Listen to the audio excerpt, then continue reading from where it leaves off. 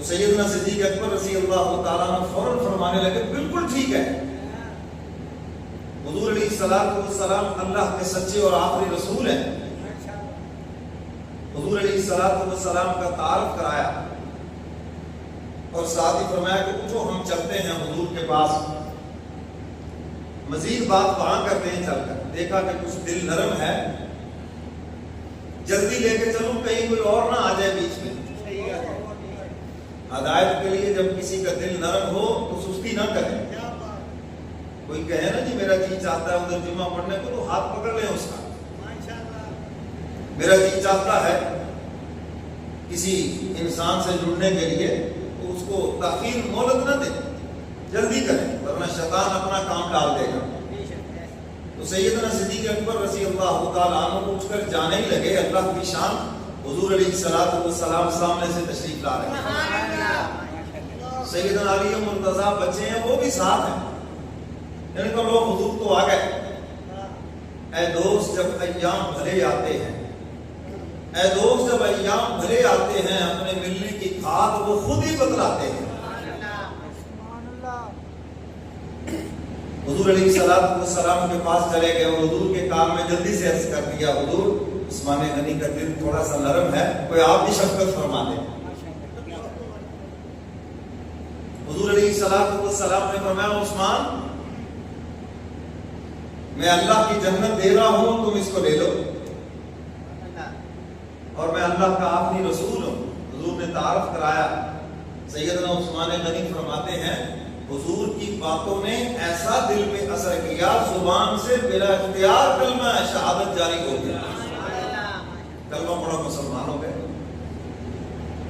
تو میرے محترم سامعین، سیدنا عثمان غنی رضی اللہ تعالیٰ عنہ عشرہ مبشرہ میں سے ہیں، یعنی 10 وہ صحابہ جن کو سب سے پہلے جنت کے سرٹیفکیٹ دیے گئے۔ تو ان میں سیدنا عثمان غنی رضی اللہ تعالیٰ عنہ کا تیسرا نمبر ہے۔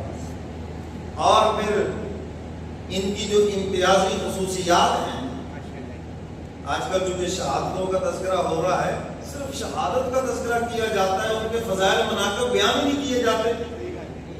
نہ حضرت حسن کے فضائل، نہ حضرت حسین کے فضائل، بس صرف وہ شہید ہی ہوئے اور کچھ نہیں ہوا۔ جو انہوں نے اسلام کی خدمت کی ہے، جو انہوں نے قربانیاں دی، اس کا تذکرہ ہی نہیں۔ جو ان کی سنہری تعلیمات ہے، ان کا تذکرہ ہی نہیں۔ لوگ سمجھتے بس محرم کا مطلب ہے پیٹ لو رو لو، بس شہادتوں کا اور ان کا تذکرہ کر لیں تو بس یہی انہیں خراج ہے کہ نہیں، ان کے فضائل اور مناقب سنائیں، ہماری نئی نسل کو پتہ چلے کہ اسلام کے ہیرو یہ لوگ ہیں۔ تو سیدنا عثمان غنی رضی اللہ تعالیٰ عنہ امتیازی خوبی ذی النورین کا لقب ملا ہے، 2 نوروں والے۔ حضور علیہ الصلوۃ والسلام نے جن کو اپنی دامادی میں لے لیا، اپنی بیٹی ان کے نکاح میں دی۔ آپ بھی بیٹیوں والے ہیں، جب آپ اپنی بیٹی کے لیے داماد کا انتخاب کرتے ہیں، کسی برے انسان کا کرتے ہیں یا سب سے اچھے انسان کا کرتے ہیں؟ سارے بولو، اچھے انسان کا کرتے ہو نا۔ تو حضور علیہ الصلوۃ والسلام نے انتخاب کیا تو اچھے انسان کا کیا ہے۔ آج اگر کوئی عثمان غنی کو برا بھلا کہے، وہ پیغمبر کے انتخاب پہ اعتراض کر رہا ہے۔ وہ عثمان کو برا نہیں کہہ رہا، پیغمبر کی فراست پہ اعتراض کر رہا ہے۔ حالانکہ حضور علیہ الصلوۃ والسلام جو بھی کام فرماتے وہی سے اس کی تائید ہوتی، اگر کوئی چیز ایسی ہوتی تو فوراً وہی آ جاتی۔ تو حضور علیہ الصلوۃ والسلام نے اپنی بیٹی ان کے نکاح میں دی، رقیہ، اور اللہ کی شان جب اس کا انتقال ہو گیا، حضرت عثمان پریشان رہنے لگے۔ حضور نے دوسری بیٹی ام کلثوم بھی ان کے نکاح میں دی، اور دھرتی پر آدم علیہ السلام سے لے کر حضور علیہ السلام تک کوئی انسان ایسا نہیں ہے جس کے نکاح کے اندر کسی بھی نبی کی 2 بیٹیاں ہوں۔ ایک بیٹی تو ہے، 2 نہیں ہے۔ 2 کا احساس صرف سیدنا عثمان غنی کو ملا ہے، اس لیے ذی النورین 2 نوروں والے یہ لقب ان کو ملا۔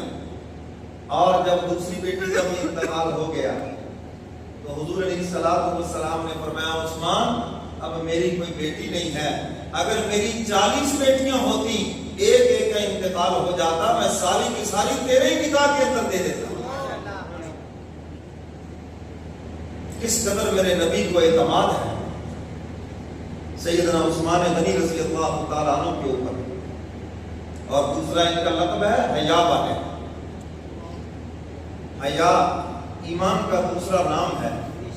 آج بہت سے لوگ کہتے ہیں اللہ ایمان پہ خاتمہ کرے، تو ایمان کس چیز کا نام ہے؟ ایمان حیا کا ہی تو دوسرا نام ہے۔ اور حدیث مبارکہ میں ہے جس کا مفہوم حیا اور ایمان یہ دونوں لازم ملزوم ہے، فرمایا جس سے ایک چیز نکلے گی دوسری خود بخود نکل جائے گی۔ فرمایا جب حیا نکل گیا تو ایمان بھی نکل گیا۔ آج تو ہم اپنی نسل کو خود بے حیا بنا رہے ہیں۔ آپ مجھے بتائیں کہ جب والد صاحب بھی بیٹھے ہوں، والدہ بھی بیٹھی ہو، بھائی بھی بیٹھے ہوں اور بیٹی بھی بیٹھ کے فلم دیکھ رہی ہے، ڈرامہ دیکھ رہی ہے، اور اس کے اندر کیا ہے؟ کوئی لو سٹوری چل رہی ہے، زنا کی ترغیب دی جا رہی ہے، بتاؤ